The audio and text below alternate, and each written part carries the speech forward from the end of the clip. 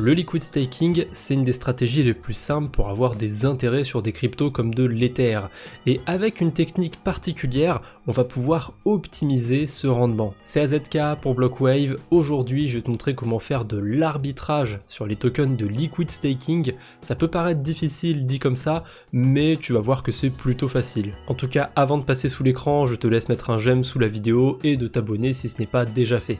Bon, je pense que c'est acquis, mais au cas où, petit rappel pour ceux qui ne savent pas ce que c'est un protocole de liquid staking, c'est des protocoles qu'on va généralement trouver sur les Layer 1, donc des blockchains comme Ethereum, comme Aptos, comme Sui, comme Solana, et concrètement, ces protocoles permettent de venir échanger des tokens Aptos, des tokens Ether, ça dépend de la blockchain, contre une version liquid stakée, donc une version liquide qui peut donc s'échanger à tout moment, qui peut se déposer sur des protocoles de DeFi, et stakée, qui veut dire qu'elle génère des intérêts. Comment c'est possible qu'il y ait de l'arbitrage sur ces tokens? Tout simplement parce qu'il y a deux moyens d'échanger un token de liquid staking. Si j'ai du AM Aptos dans mon portefeuille, si je veux l'échanger contre du Aptos tout court, j'ai que deux manières de le faire. Soit je vais sur le protocole Amnis et je peux les retirer. Le problème c'est que je dois attendre que ça se valide sur la blockchain et ça prend 2 semaines. Je crois que du côté d'Ethereum ça prend un peu moins d'une semaine, mais il y a certaines blockchains sur lesquelles il faut parfois attendre 3-4 semaines, ça peut être assez long.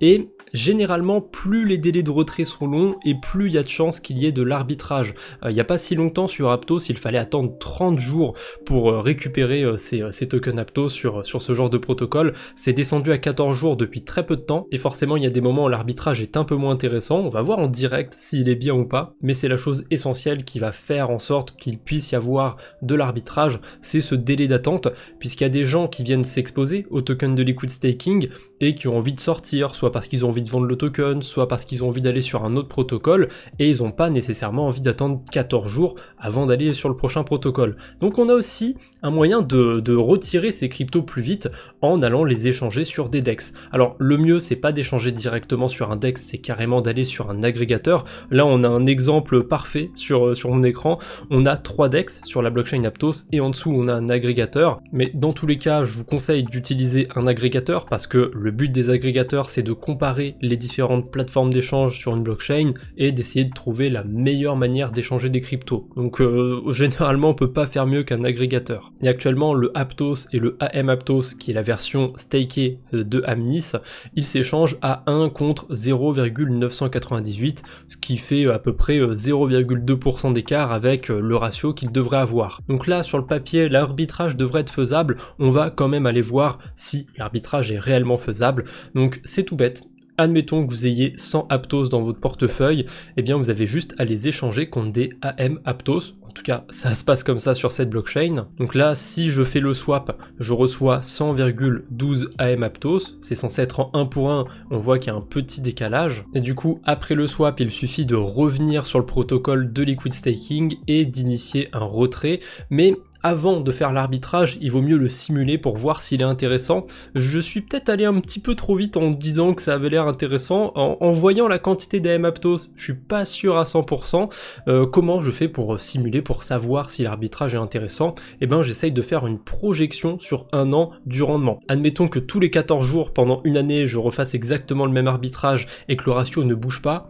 Combien de tokens Aptos ça pourrait me rapporter? Et ben pour ça on va juste prendre la calculatrice. Donc sur cet arbitrage je gagne 0,12 Aptos. Dans une année il y a 365 jours, je divise par le nombre de jours où je dois attendre pour retirer les tokens, et en théorie cet arbitrage sur une année me donne 3 Aptos d'intérêt. Sachant que j'ai commencé avec 100 Aptos, je l'ai pas choisi pour rien cette valeur, j'ai même pas besoin de convertir en pourcentage, j'ai déjà un pourcentage. Donc l'arbitrage actuellement il est pas du tout intéressant, il donne 3% d'intérêt, c'est pas du tout judicieux de faire l'arbitrage, sachant que juste détenir le token de liquid staking donne 3 fois plus d'intérêt. Actuellement il donne 9% de rendement, mais si l'arbitrage m'avait donné un résultat de 15, de 18%, de 20% admettons, là ça aurait été intéressant d'échanger ces Aptos contre des AM Aptos et de venir les retirer.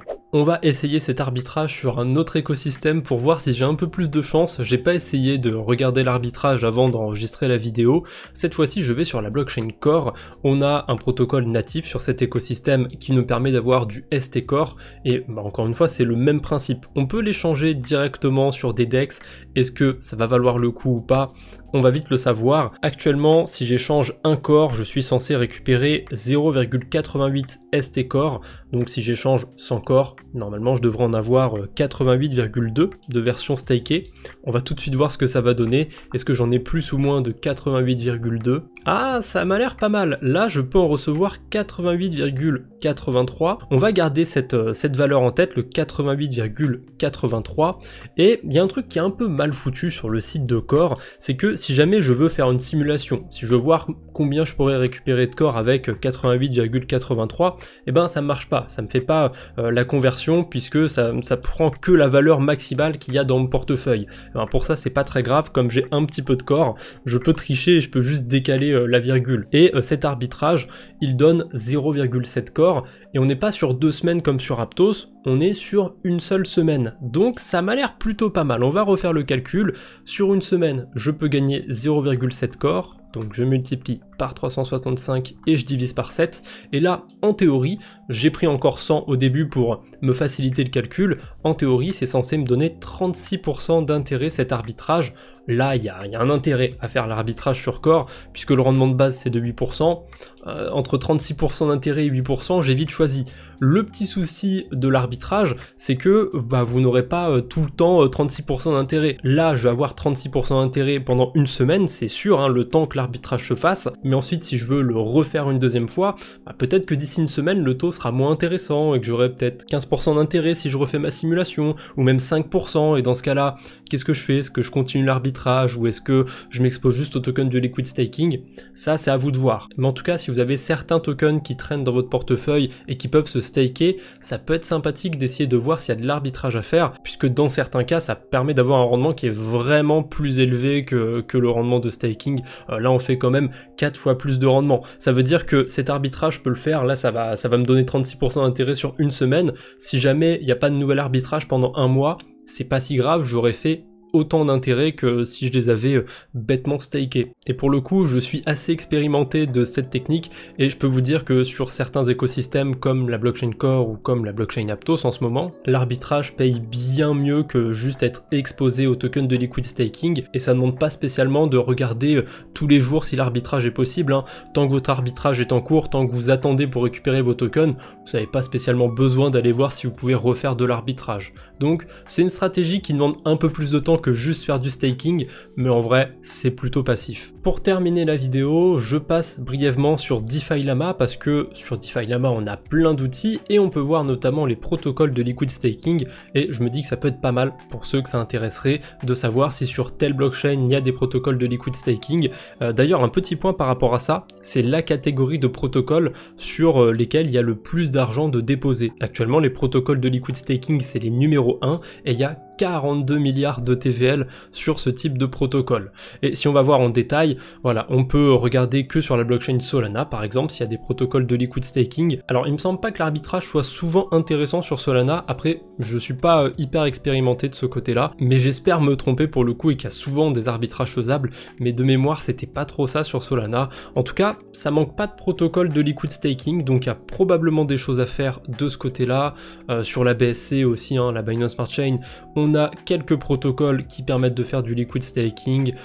Sur Arbitrum par exemple, comme c'est un layer 2 d'Ethereum, on n'a pas vraiment de protocole de liquid staking. Il y en a certains a priori qui sont comptés dans cette catégorie là, mais je suis pas sûr que ça vaille particulièrement la peine. Vous avez même la blockchain Tone sur laquelle il y a des protocoles de liquid staking.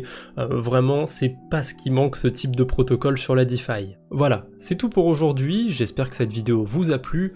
Petit rappel avant que vous ne partiez, n'hésitez pas à vous abonner si ce n'est pas déjà fait et à liker la vidéo si elle vous a plu. C'est des toutes petites actions et ça fait vraiment la différence sur une petite chaîne comme la nôtre. Donc merci d'avance. Allez, je ne vous embête pas plus pour aujourd'hui. On se retrouve bientôt j'espère. D'ici là, portez-vous bien. Salut matelot.